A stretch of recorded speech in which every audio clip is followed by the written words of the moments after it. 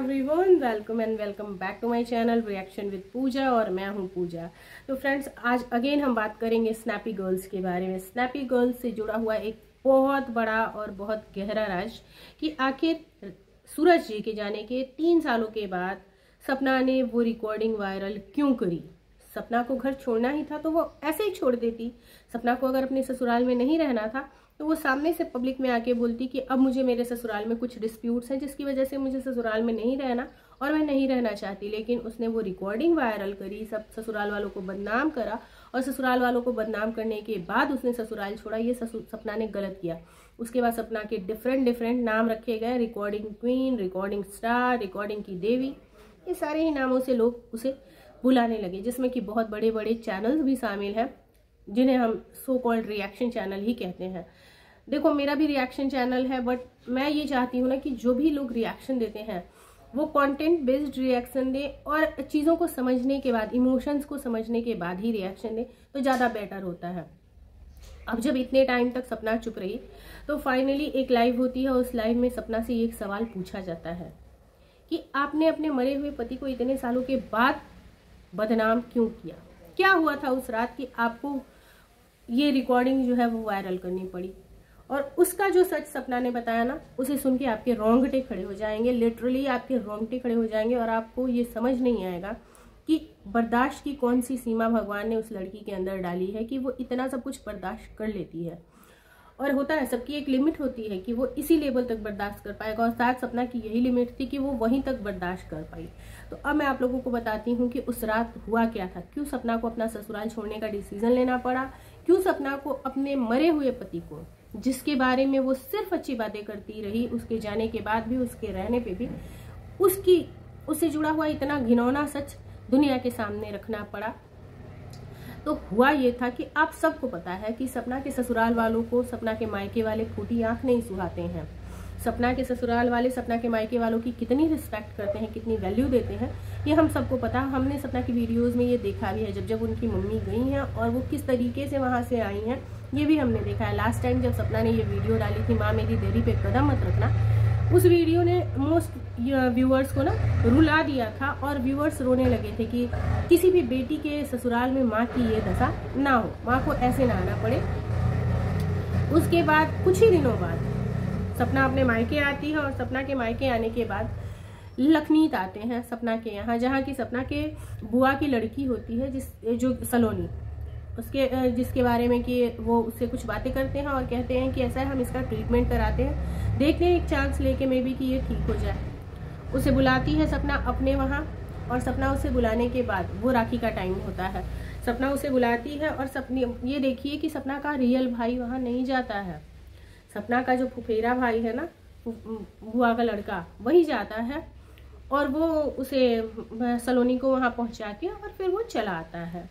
जब वो सलोनी को पहुंचा के और चला आता है तो सलोनी वहाँ रह रही होती है और सपना के घर में ऐसी चीज़ें होती हैं, डिस्प्यूट्स होते हैं, लड़ाई झगड़े होते हैं कि सपना को फाइनली अपना किचन जो है वो ऊपर शिफ्ट करने की नौबत आ जाती है। सपना ये डिसीजन लेती है कि अगर इस लड़की का भला करने के लिए मैंने बुलाया है तो जब तक इसका ट्रीटमेंट नहीं हो जाएगा मैं इसे नहीं भेजने वाली। सपना अपने किचन को ऊपर शिफ्ट करती है और ऊपर शिफ्ट करने के बाद वो ऊपर ही बनाने खाने लगती है। हालांकि बहुत सारी पब्लिक इन चीज़ों को पूछती भी है कमेंट सेक्शन में कि तुम ऊपर क्यों बना रही हो। तो सपना ने बहुत शॉर्ट फॉर्म में जवाब दिया है कि कुछ चीज़ें ऐसी थी कि सलोनी के आने के बाद मैं नीचे खाना नहीं बना सकती थी, तो मैंने डिसीजन लिया जब तक सलोनी रहेगी तब तक मैं ऊपर ही बनाऊंगी और खाऊंगी, अपने बच्चों को भी खिलाऊंगी। हालांकि अंशु उनके साथ ही रहती है।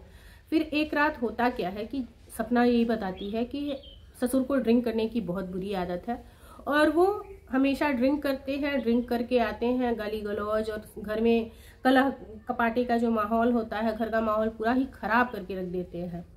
ऐसे में सिर्फ और सिर्फ एक अंशु ही होती है जो सपना का साथ देती है और सपना होती है जो अंशु का साथ देती है, और ये दोनों बच्चियों को लेके ऊपर रहते हैं और इस नेगेटिव माहौल से अपने आप को निकालने की कोशिश कर रहे होते हैं, इस नेगेटिव माहौल से अपने आप को कंट्रोल करने की और बच्चियों को इस नेगेटिव माहौल से दूर रखने की कोशिश कर रहे होते हैं।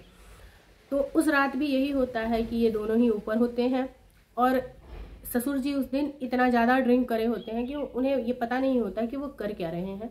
उन्होंने पड़ोसियों को भी बुला लिया, उन्होंने अपने कुछ रिलेटिव्स को भी बुला लिया और वो उन्होंने घर में जितने भी सीसीटीवी कैमरे लगे हुए थे सारे सीसीटीवी कैमरों को बंद कर दिया। ये बातें सपना को इस वजह से पता चली कि जो भी सीसीटीवी कैमरे की फुटेज थी वो सपना के कमरे में ही लगी हुई थी, जो उसकी स्क्रीन थी वो सपना के कमरे में लगी हुई थी।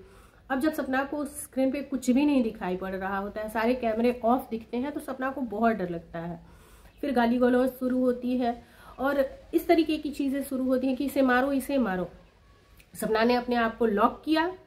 लॉक करने के बाद वो अपने आप को कमरे में लॉक कर लेती है अपने बच्चियों और अंशु के साथ, सलोनी भी उसमें होती है, और अपने आप को एक सेफर साइड पे रखती है। फिर वो वीडियो रिकॉर्ड करती है एंगर और इमोशन में आके। अब यहाँ पे कोई भी दूसरी तीसरी चौथी पांचवी सपना अगर होती तो वो क्या करती? सपना ने इतना बर्दाश्त कर लिया, वही बहुत था। सपना इस लेवल तक इस डर के साए में जी गई, वही बहुत था। सपना ने ये किया, सपना ने अपने आप को कमरे में बंद किया, वो वीडियो रिकॉर्ड की, अपने पेरेंट्स को कॉल किया और उसके बाद उस वीडियो को पब्लिश भी कर दिया। पेरेंट्स को कॉल करने के बाद जब तक कि सपना की मम्मी आ नहीं गई, सपना ने अपना दरवाज़ा नहीं खोला। अब आप सोचो, 2 छोटे बच्चियों की माँ एक कमरे में 24 घंटे लॉक रही, ये कितनी बड़ी बात है। क्योंकि आगरा से या फतेहपुर के पास सपना का घर है, वहाँ से रात के टाइम वो लोग निकले होंगे अगर, तो भी अगली सुबह अगली दोपहर तक वो पहुँचे होंगे, है ना। फिर वो पहुँचे, जब उनकी माँ पहुँची तो ये सेम डिसीजन था कि भाई अभी ऐसे माहौल में तो बिल्कुल भी नहीं रह सकती, ऐसी चीज़ों में तो बिल्कुल भी नहीं रह सकती। और उस दिन सारी चीज़ें खुल के माँ के सामने भी आती हैं कि मेरी बेटी कितना कुछ सफ़र कर रही थी और सबने डिसीज़न लिया। अंशु ने भी रात में ही ये डिसीज़न ले लिया था कि पापा मुझे यहाँ नहीं रहना है, यहाँ का माहौल बिल्कुल गंदा हो चुका है। और जब सपना वहाँ नहीं थी तो अंशु के पास भी, आज जो अंशु सपना के अगेंस्ट खड़ी है ना, उस टाइम पे अंशु के पास भी कोई भी पॉजिटिव वाइब उस घर में नहीं बची हुई थी। अंशु को भी पता था कि एक भी पॉजिटिव वाइब मेरे पास नहीं बची है जिसके सहारे मैं इस घर में रह लूँगी, क्योंकि भाभी तो चली जाएगी, लेकिन मैं किसके सहारे इस घर में अकेले रहूँगी। तो अंशु ने भी अपने फादर को कॉल किया और बोला कि पापा मुझे यहाँ से ले जाओ, मुझे यहाँ नहीं रहना। अंशु के फादर भी आते हैं, सपना की मदर आती है, अंशु के फादर अंशु को लेके जाते हैं, सपना की मदर सपना को लेके जाती है। और यही थी रिकॉर्डिंग की सच्चाई कि तब सपना ने रिकॉर्डिंग डाला, और इसलिए डाला कि पब्लिक में कल को उसे आंसर ना करना पड़े। उसने अपने लिए प्रूफ्स रखे थे और बहुत अच्छा करा था। अगर सपना ने प्रूफ्स ना रखे होते तो सपना आज की डेट में और ज़्यादा क्वेश्चंस के कटघरे में खड़ी होती कि तुमने ऐसा करा, तुमने वैसा करा, तू ऐसी थी, तू वैसी थी। जिन्होंने अपने 2 बेटे दे दिए, जिन्होंने 2 बेटे देने के बाद ये तक नहीं सोचा कि इसकी ज़िंदगी से 2 बार सुहाग उजड़ गया और तब हम इसे गाली गलौज कर रहे हैं, इसके साथ इस तरीके की चीज़ें कर रहे हैं। उनके लिए सपना अगर सबूत ना रखती तो क्या करती? आप सब सोच के बताइएगा कि अगर उनके लिए सपना सबूत ना रखती तो क्या ही करती? उस घर से निकलती ना तो क्या ही करती? और उस घर से निकलने के लिए अगर सपना ने अपने फेवर में और उनके खिलाफ कुछ प्रूफ्स दिए तो उसमें क्या ही गलत किया? क्योंकि सपना अगर प्रूफ ना देती तो 1000 सवाल होते, लाख सवाल होते, और ये सवाल जो आज हो रहे हैं ना, ये डबल होते कि कोई प्रूफ है तुम्हारे पास, कोई प्रूफ है तुम्हारे पास। तो सपना ने प्रूफ दिया। अब आप सबको सपना का अगर वो प्रूफ समझ नहीं आता है या बुरा लगता है तो इसमें सपना की कोई भी गलती नहीं है। चीज़ों को समझने की ज़रूरत होती है कि चीज़ें जो होती हैं ना वो टाइम के हिसाब से होती हैं। जब तक सपना को ये लग रहा था कि वो हैंडल कर लेगी, वो सारी चीज़ों को बर्दाश्त कर लेगी, सपना ने बर्दाश्त किया। लेकिन सबके बर्दाश्त की एक क्षमता होती है, सबके बर्दाश्त की एक लेवल होती है, उस लेवल तक ही वो इंसान बर्दाश्त कर सकता है। अब ये वीडियो लंबी हो रही है, नेक्स्ट वीडियो में मैं बात करूँगी कि जो राजवीर भाई की डेथ हुई थी उसकी FIR क्यों नहीं की गई। ये बहुत बड़ा क्वेश्चन था उस टाइम पे, और इसके बाद वाली वीडियो में मैं उस चीज़ को भी क्लियर करूंगी कि वो FIR क्यों नहीं की गई। चलिए फ्रेंड्स, आज की वीडियो हम यहीं पे ख़त्म करते हैं, मिलते हैं नेक्स्ट वीडियो में। Till then take care, bye bye.